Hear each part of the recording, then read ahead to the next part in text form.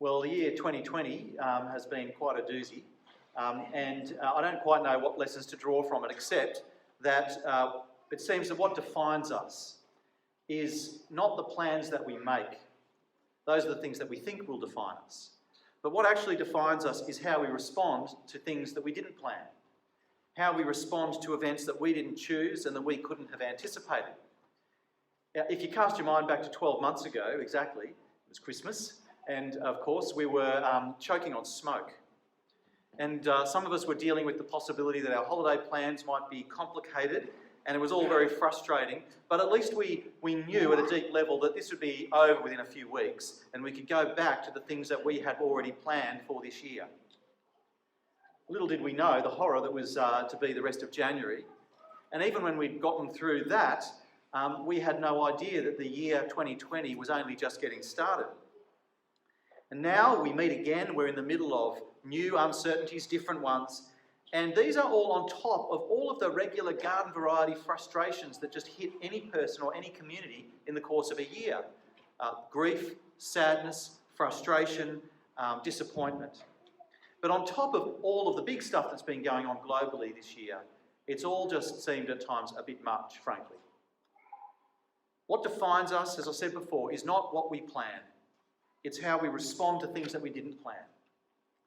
It is possible to be thoughtful and disciplined and resolute in the way we respond to things. To respond according to our best selves rather than our worst selves. That is possible. That's the goal for most of us. But the reality is that for most of us, most of the time, our responses just happen. They are involuntary. We don't choose them. If you don't believe me, just think of the last time you hit your thumb with a hammer. And the words that came out of your mouth are probably not words that you drafted carefully and thought through beforehand. There's just a direct message between the nerve endings in your thumb and your mouth, and it doesn't bypass the part of your brain that thinks, should I say this? Our instinctive responses, those things that just bubble out, they are what reveal to us and to the rest of the people around us in bright neon lights the sort of people that we really are, and the sort of event that we've just experienced and how we interpret that event. Is it a small event or is it a big event? Well, you can know what we think of the event by how we react to it. So the question for today is, how do our responses to Christmas, what do they reveal to us about the sorts of people that we are and about the sort of event that we think Christmas actually is? What are our responses? Well, there are some people for whom it's hard to detect any response.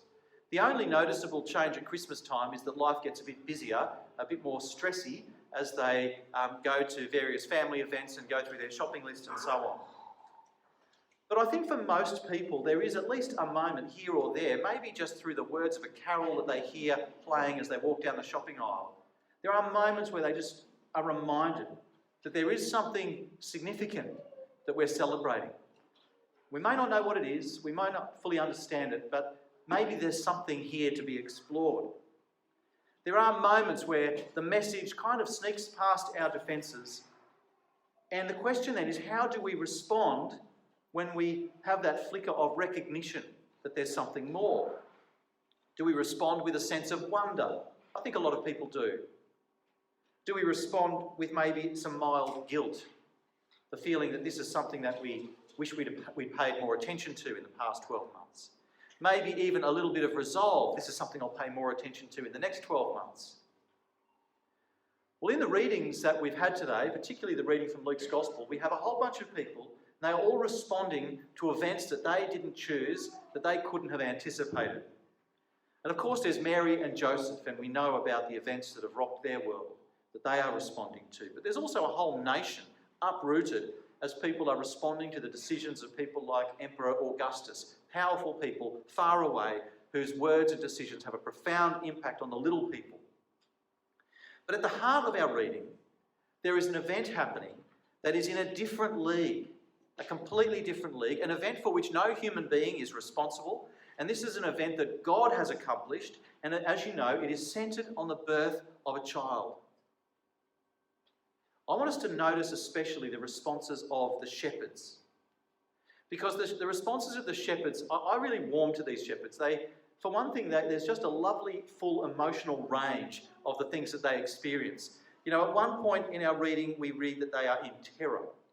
At another point, they are curious. They want to go and find this child. And at the end, they're just filled with joyful praise. They're true Middle Easterners. You know, there's lots of emotional experiences, and they let it all out.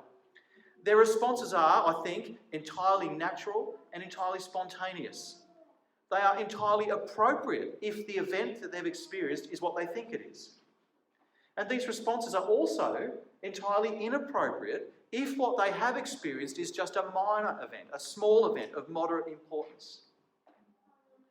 There are signs that this is not something of just moderate importance. The angels, for instance, are a bit of a giveaway. I don't know what you think of when you hear the word angel, but whatever it is, it's probably influenced more by Renaissance sculpture and medieval art than it is by what angels actually are. So forget whatever image you have in your head and think for a moment of maybe an experience you have had, or maybe somebody in your family has had, of an event that you just cannot explain. Maybe you've put it down to a ghost or a spirit, some kind of just bizarre phenomenon. Now, there are things like this that happen. The fact of the matter is the world is a more mysterious place than many people know what to do with. And we can't explain it all. We can't understand it all. And here are these shepherds in the dark, middle of the night, and they come face to face with a mysterious, powerful presence from another realm. And they also encounter a blinding light from an unexplained source. Now, the birth of Jesus is accompanied by a number of such appearances. The shepherds, we're not told they are mildly nervous. We are told that they are terrified. And in this state of abject terror, which you can surely sympathise with, they hear the words, "Do not be afraid," which I suspect fell on deaf ears. And then they hear an announcement about the birth of a Saviour, a Messiah, in nearby Bethlehem. But they also hear more than that. They hear something else. They hear and they see a multitude of the heavenly host praising God, declaring the praises of the Almighty. Now just remember this. What is remarkable about this event is not what the shepherds see. That's actually not remarkable. What is remarkable is that you and I normally don't see this. It's not because it's not happening. This is not a rare event they witness. It's not an occasional event. This event is always happening. The exuberant, joyful praises of God never cease. They are occurring throughout all of creation. That you and I are normally unaware of it is more of a comment on the depths of the human plight. Just how spiritually unaware and unalert we typically are. We are blind, we are deaf, we are dumb to most of the things that matter. We're not completely unaware. I think we are, most of us, dimly aware at least, that there is more. That there is perhaps in another domain a richer, more beautiful reality than we can see or hear. And once in a while we maybe catch a note of that carried to us on the wind. But on this night, the shepherds have their sight and their hearing momentarily restored, healed. And for a brief moment, they become witnesses of what you and I were all designed to enjoy. The beauty, the light, the joy of God's presence. The wonderful joy of being a part of a restored and harmonious relationship with a God of love, a God for whom it is a delight to hear praises and to whom it's a delight for us to sing praises. Whatever this vision signifies, at the very least, it is a stunning sign that of the arrival into this world of a child, and that this child has somehow torn a hole in whatever it is that separates heaven from earth. The untouchable, the inaccessible, the invisible glories of God, locked outside of our sight most of the time, are no longer shut off from us. For the Harry Potter fans among us, it's like the invisibility cloak has been ripped open or torn away. And this sight hasn't been given to special people or educated people or particularly good people, but just to shepherds, to ordinary people, to people like you and me. the spiritual riches of heaven are available for all people. The shepherds could not possibly have articulated what this meant in this earthquake of an experience, but subsequent events make clear just how dramatic this actually is. That this is not just the fact that the child is the saviour and promised Messiah of Israel, but that the birth of this child is the arrival of God himself into the world that God himself has made. The eternal Word that created all things and is always present in all parts of creation has now incredibly become a part of his creation. He's entered our human story. God, the King, the creator of the universe, now lying in a manger in the weakness of a child. The manger, it's a really wonderful symbol of what God has entered. He's entered something small and shabby. He's entered our shared human nature. This God has now become forever one of us. He literally has skin in the game. He is forever present now inside of humanity. He's forever committed to humanity, to you and to me. It means that God is far closer to you and to me than we are probably comfortable accepting. Now, these shepherds might not have been able to find the words for this, but their response shows that they did not think that this was a small thing. They didn't shrug it off as one of those weird desert happenings. This announcement of a special birth and its attendant vision of a whole new reality leads them to go and find the child in the manger. My question for us today is, do our responses suggest that this is also the message that we have heard? Or have we possibly heard a different message? In other words, have we misheard the message of Christmas? Have we heard in the story of Christmas vague exhortations towards goodwill for all people? Be generous to the less fortunate. Be nice to the family.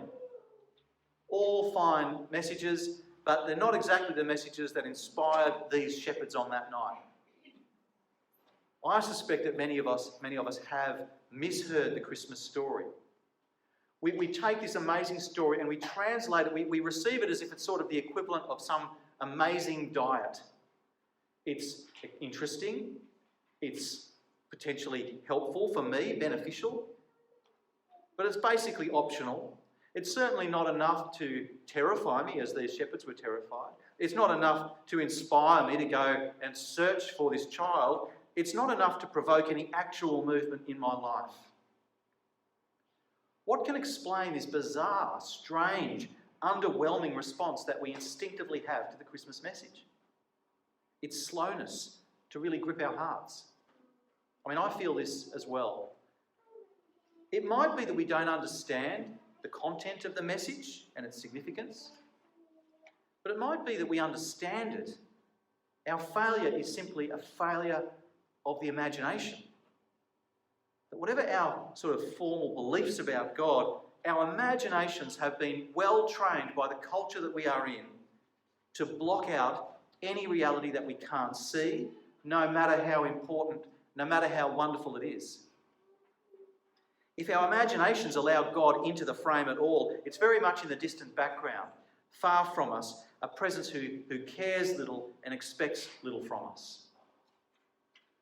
The culprit for our strange, underwhelming, muted responses might just be our preference for the immediate and the visual, rather than for the important and the meaningful.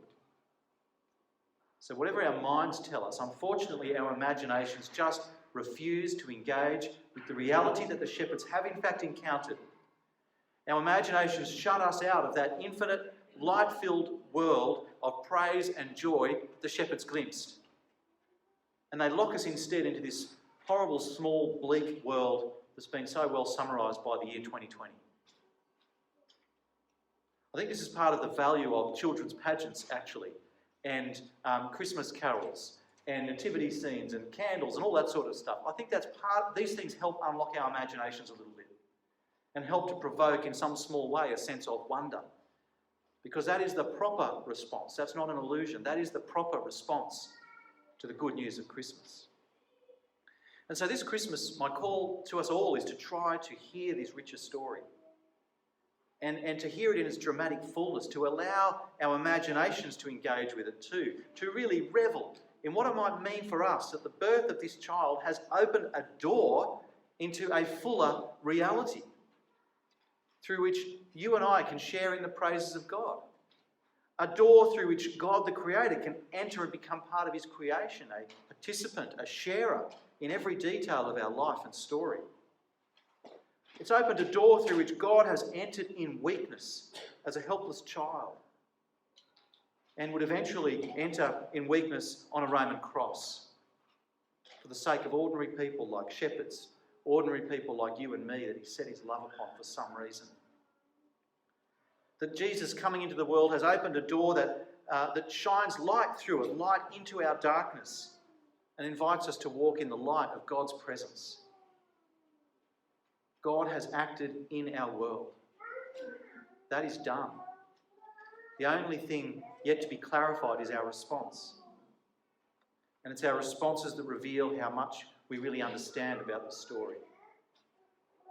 It's our responses that reveal whether we would prefer to cling on in a dissatisfied way to the impoverished and superficial and dark world that we spend much of our time in, or whether our joy and our wonder at this story will sufficiently move us, as they move the shepherds, to make our journey towards Jesus himself, a journey to recenter our lives on what is most true and most meaningful. So friends, may God give us all eyes to see, ears to really hear, imaginations to take hold of, and hearts to respond as they should respond, as they need to respond to news of this magnitude.